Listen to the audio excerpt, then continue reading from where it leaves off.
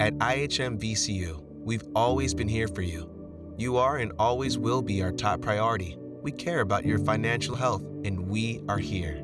IHM VCU is a proud supporter of WQPT.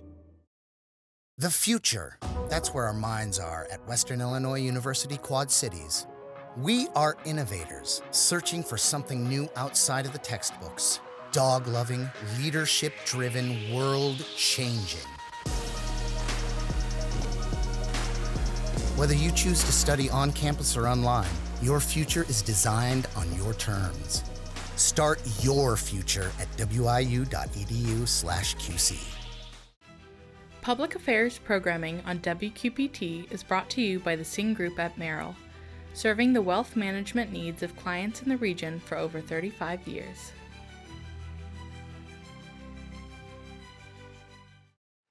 Giving homeless and at-risk youth a place to rest, and giving all kids a chance to explore in the cities.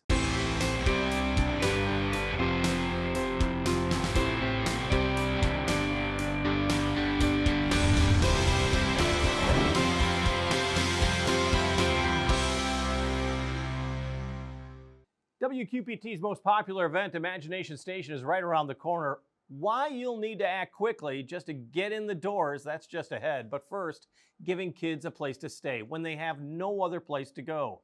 The Cities hasn't had a homeless youth shelter for more than 15 years. That's about to change. Now that the YWCA of the Quad Cities has moved into its new Rock Island facility, it's turning its old building in the heart of the city into a place for kids to rely on as an alternative to living on the streets. It'll be called Allen's House, after longtime director of the Doris and Victor Day Foundation, Alan Egley. Nicole Soderwasser, the head of youth outreach for the YWCA, tells us more. So the YWCA has found that there is a sustainable need for a homeless shelter for youth. That's a sad statistic to say. It is a very sad statistic. And I mean, there are a lot of reasons for it. There's a lot of things you can point at and say, ooh, this is what caused, or this is what's elevated that statistic. Yeah. Lots of times, you know, it's youth that have been locked out of their home, they've run away. A lot of youth don't fall under that idea of the traditionally homeless. That's what I was that going to people try to think of. get at, because I mean, when you think of the traditionally homeless, it might be mental health issues, it might be drug addiction issues, it might also be getting away from an abusive relationship. Some of that, I'm sure, is with youth homelessness, but that's not necessarily the root cause all the time. No, it's not. And a lot of the kids, you know, when we talk about statistics and we talk about there's approximately 2,000 youth that are homeless, you know, without a fixed, stable nighttime residence in the Quad Cities per night, it blows your mind to think, well, where are these kids? I don't see them. You know, I don't see them because they're. And I have to admit, I saw that surfing. statistic and I was going to bring that up, and I thought that number can't be right. It probably isn't right. It's probably actually low, because those numbers are only captured when kids are really admitting that they don't have a fixed, stable nighttime residence. And that's, you know, that's the federal definition of homeless.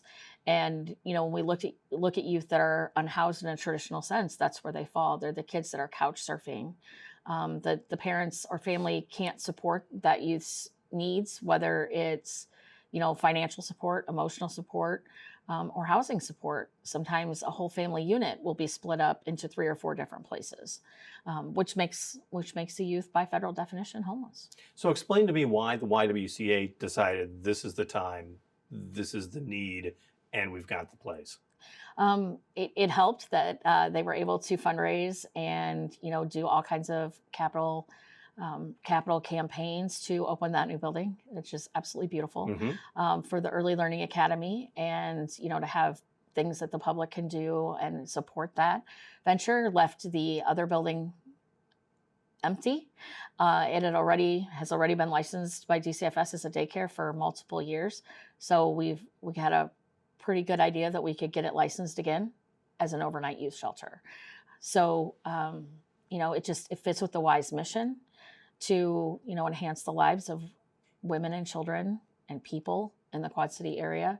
So it was a great fit. And And the director, the executive director, Julie Larson, and I have known each other for several years. We worked together in the original group that wanted to have a homeless shelter on the Illinois side for youth. And so we had a discussion about, hey, what are you going to do with that building? I got a great idea. Well, let's go back in history a bit, because this building to be called Allen's House, and there's a particular reason why you have picked that name, but also Allen was kind of the spearhead for when the last youth homeless shelter went away. So get me from that point to here. Sure. Allen Egley was, he was quite the force to be reckoned with and had a huge passion for populations that he felt were unseen and underserved. And he had some of the power there because he's with the Doris and Victor Day Foundation, Yep. which has done amazing work throughout the Yes. community for years. Yes. And he had the foundation backing, and he had a lot of Quad City area backing. A lot of other, foundations would look to him for guidance and the kinds of things that Doris and Victor Day would support as like a meter, Unfortunately, with the closing of the John Lewis Youth Shelter in about 2008, what we saw was that there wasn't community supports that would sustain a youth shelter, that it needed to be a larger federal grant or larger state grant that would sustain this operation. Doesn't mean the need wasn't there. Correct. It just wasn't sustainable as an operation. Yes. And I don't think the need's ever gone away. I don't think it's ever gotten lower. I think it's gotten more so. I think, and I know it's cliche to say this now, but especially since COVID, the folks that were willing to take teenagers as foster parents, or even just be foster parents in general, have really dropped off for different reasons. But COVID was a huge thing. And we just don't have the DCFS on the Illinois side. We don't have the DCFS licensed homes that will take these youth the way that they used to. Are they out there? Yes. Are there service providers contracted to provide those homes? Yes, but it is very difficult. So how do you see Allen's House being different than perhaps what is offered right now? A lot of things that will be different will be that, we can't decline, except for in a very rare circumstance. We have enough bed space that, hopefully we're not full. Hopefully we're not full. It's a good problem to have, right? Hopefully we're not full every night. So community youth will be able to come into the shelter. They will be able to work with a caseworker, case manager to help them get on their feet, whether that is working with them to connect them to service providers in the area, working with them to try and work them back into a home situation with parent, guardian, or relative, or whether it's to get them on their feet in a transitional living type of a situation. So I think that will be, different from what's available now, is that there will be 24/7 a place for a youth to show up wanting services. Well, it's also part of the umbrella of the YWCA, Absolutely. which has always been, as you said, it's the core mission is to grow stronger women, stronger families, and thereby stronger children. Yes. Absolutely. It works very well with the YWCA's mission. Over the years, the YWCA has, not only focused on, the early learning, but also on expanding into youth at risk. And in our communities, they've obtained different grants, the Reimagined Safety grants. They've also obtained a Teen Reach grant recently. We've got some Federal Basic Center grant and a street outreach grant, so we're able to actually sustain and provide the services that the youth need. What are you going to do as far as, because you said you're not going to turn people away, but there's certain age groups or perhaps, and I hate to use the term troublemakers, but there are certain people that could arrive and cause trouble. Absolutely. And we're aware. We have been working to make sure we have a good, and we do, but improving always our relationship with Rock Island Police Department, with county, because they're right there. I was going to say, that's going to be who comes right first. there. Absolutely. Yep. And we want them to know what we're doing. We want them to know, who we have in our shelter. Going to be some good communication that occurs there, as well as knowing our kids as they come in and having very strict policies and things that we're going to have to do to make sure that we are able to keep youth safe while they're in our space. We have, we'll have obviously a dorm type setting. So it'll be a male room and a female room, but we're also going to do a few single bedrooms for youth that might be ill, or non-binary youth that really aren't comfortable in either space, or a youth, maybe we have a 16-year-old that finds herself or himself homeless with a young child. We can't put them in with, other teens that we don't know backgrounds on, right? So we're going to have separate spaces so we can do our best to maintain and contain any behavior problems or anything that might be an issue. Explain to me the timeline that you're seeing right now. Well, I really was hoping for July 1st. Rearview mirror. But yes, always. But, any kind of construction projects, it's always, it's my best guess. My best guess is by the end of the year. After I lost July 1st, I wanted October 1st, and we're at the 6th of September now, so that's slipping away. Yeah. But I'm really hoping before the first of the year. I want to try to be ahead of the winter coldness, and things for youth that just won't have anywhere to be safe during that time. Tell me about the fundraising efforts as well, because that's going to be ongoing. Yes, absolutely. Well, we have about a $430,000 price tag to get to be able to complete all of the construction. We've started, but to get it all completed, it's about $430,000 or so. We're between 80 and 100,000 short of that.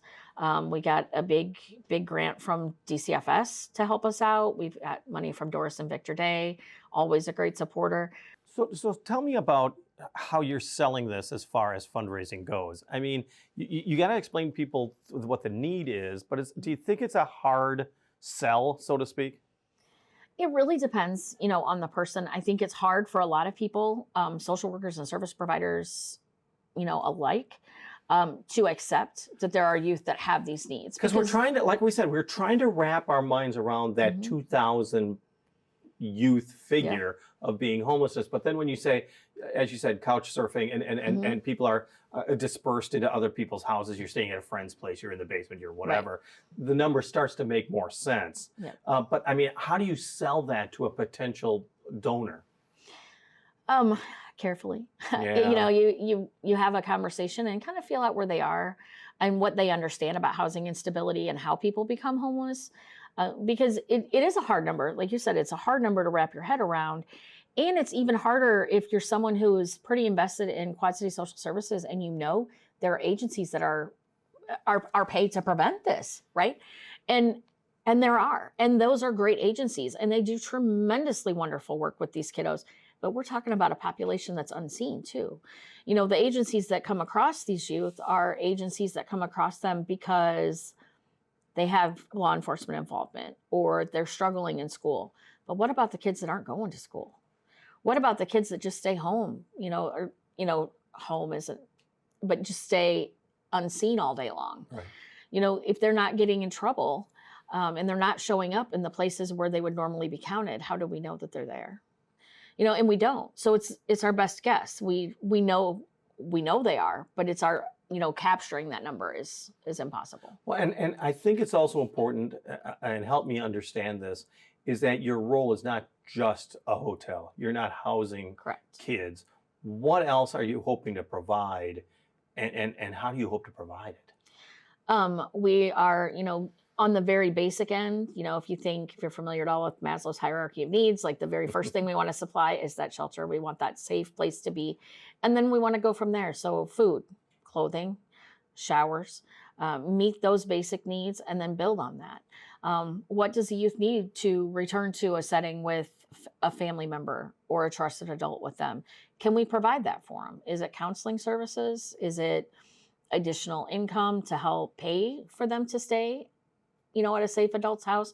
What is it? What do we need to do? And we can build that around that youth and provide those services. We'll have a computer lab on site, which will have credit recovery options for youth that have fallen behind in school or maybe not attended.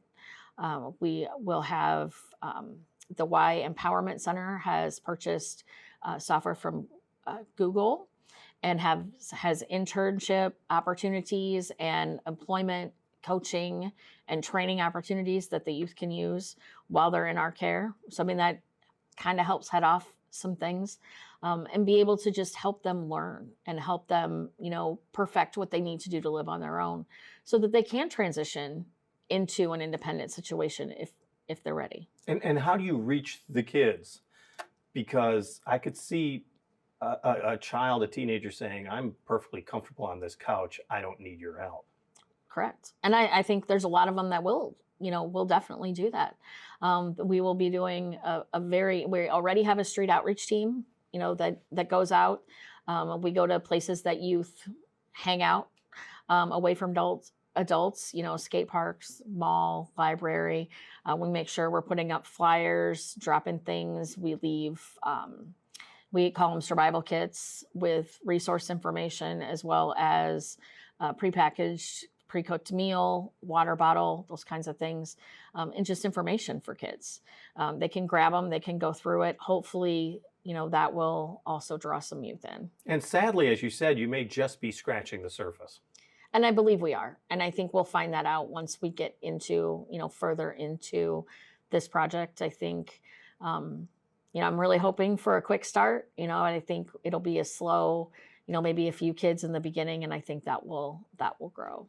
And we talked about, making sure that the kids accept it. What are you going to do to make sure that the community supports it? Because getting the kids involved is one thing, getting the backing of the community is another. And this has been my soapbox for a really long time. I have, asked and asked and asked for these services for kids at the agency I was at previously, where I am currently in the community, and I'm going to continue to do that. I will continue to talk with churches. I will continue to talk with businesses around our location. We're really tied into social services networks, and obviously we have our board members and such that are really good at getting us, where we need to be to spread our message. Our thanks to Nicole Soderwasser, the head of Youth Outreach for the YWCA. Jason Carl says much of his musical style is influenced by rock, folk, and blues musicians, as his original material is written and performed with honesty and passion, he says. And that's what brought Jason to the stage when he joined us at the Black Box Theater. Here's Jason Carl with Crazy Life.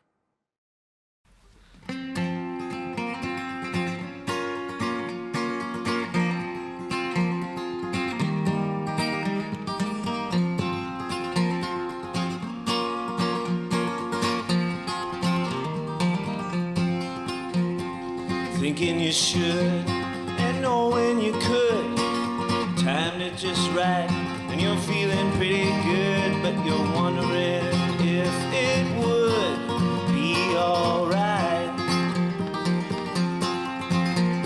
With nothing to hide, it's easy to decide, just move on over and have a look inside, but you're wondering why your mind is so uptight. I'm spinning around in my chair, but I just can't get you over to my side. There ain't no rules in there. It's a box your brain is in. It's a picture painted in your mind.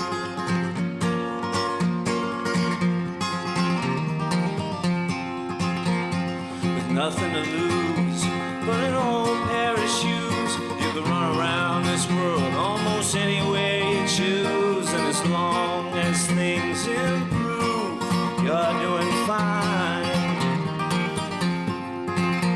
Keep moving ahead, making some bread, saving up a little like your old man said, with a pillow underneath your head every night. And I'm spinning around in my chair, but I just can't get you over to my side. There ain't no rules in there. It's a box your brain is in. It's a picture that's painted in your mind.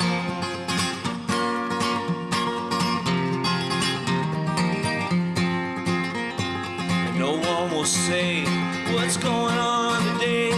The real world ain't real no more. It's standing in your way.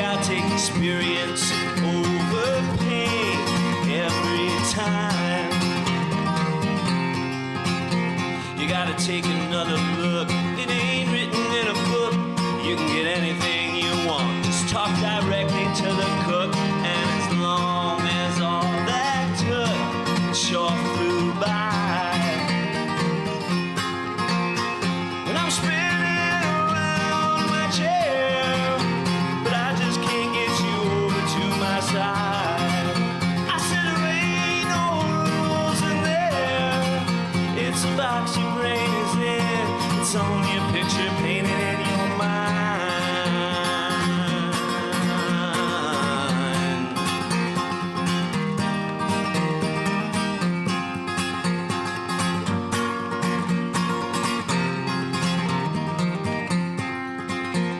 Keep moving along through an ever-changing song. Well, you gotta do something before you're doing something wrong. And when you're living on the edge, it's a long, crazy life.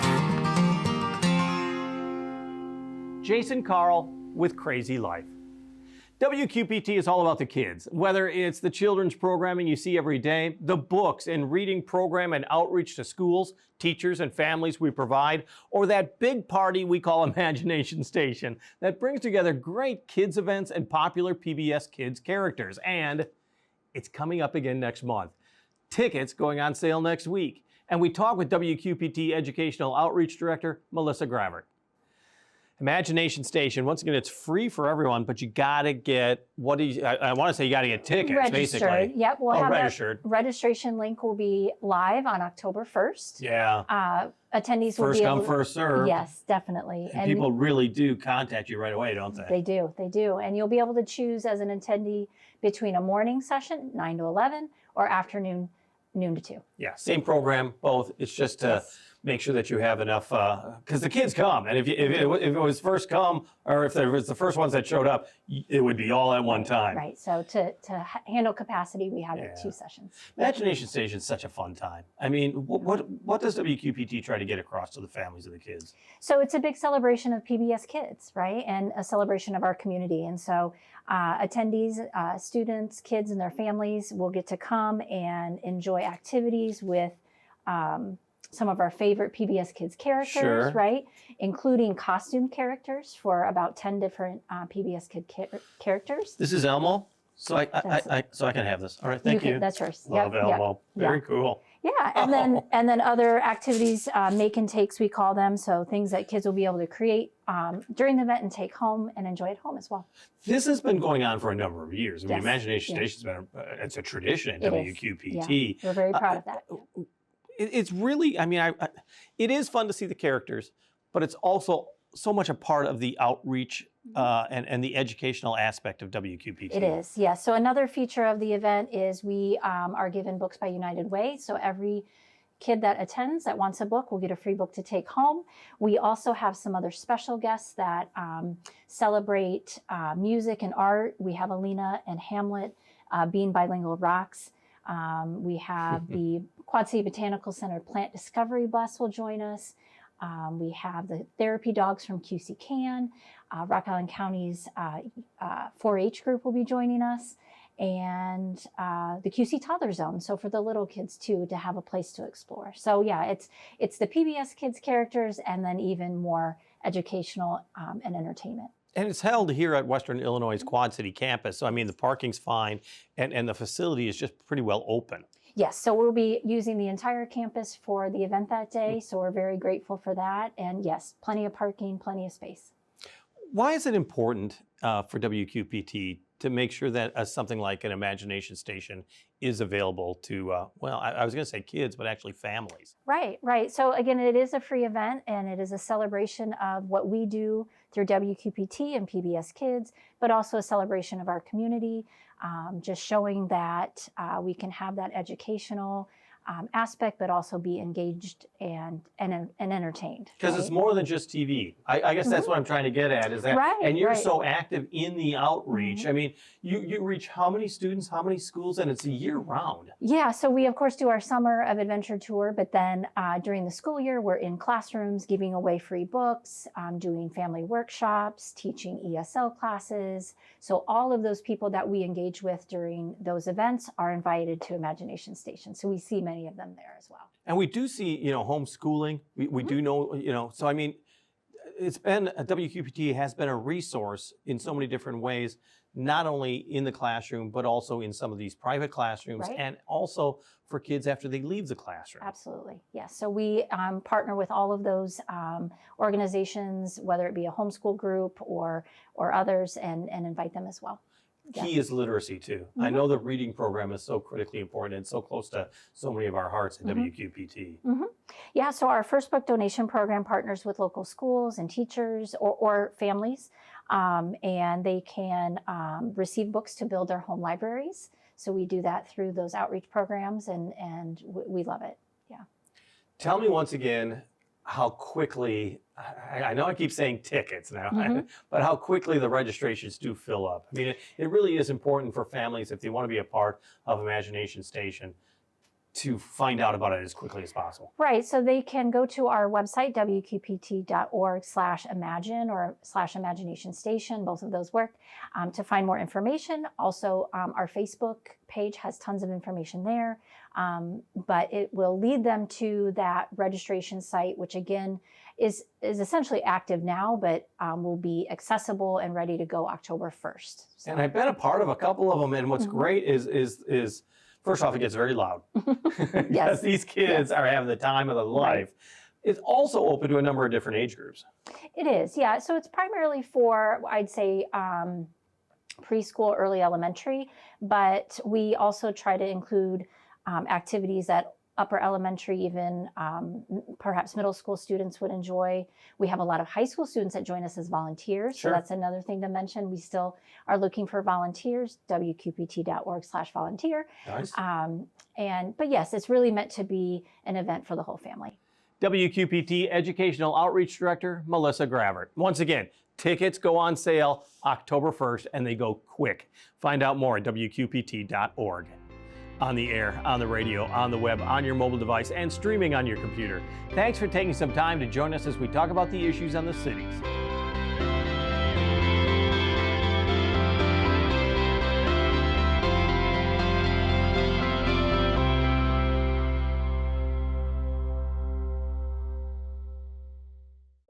At IHM VCU, we've always been here for you. You are and always will be our top priority. We care about your financial health, and we are here. IHM VCU is a proud supporter of WQPT.